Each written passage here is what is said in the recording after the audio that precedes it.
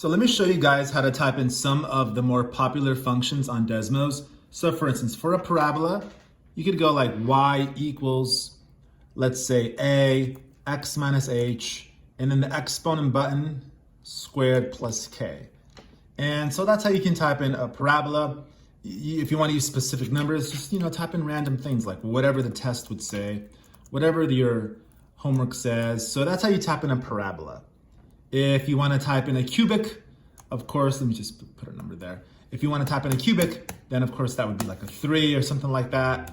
Some of the more complicated ones are like roots. For instance, if you want to type in a root, how about like y equals, let's say like 4/5, whatever. Now for a root, you want to click here.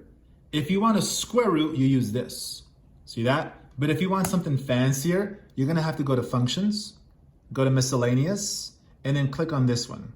And that lets you change the index or the root. So let's say you want a third root. Then you can click inside with the mouse, or if you have a touch screen, and you can do inside whatever you have to do in there, and just whatever. So that's how you type in different functions.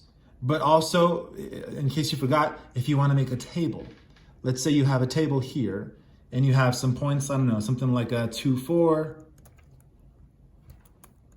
something like 511, and like -3, 6, or something like that. I don't know, I'm just making stuff up. But let's say you want to connect them with a parabola in Vertex Form. Well, then over here, type in Vertex Form for a parabola, which is in your notes. But then, of course, you change the y.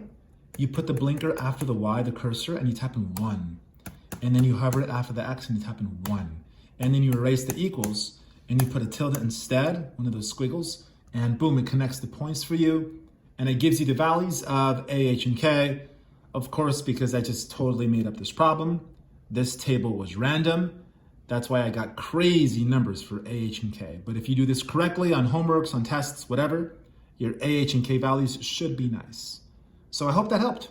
And if it didn't, please let me know what you'd like to see, and I'll make a video on that.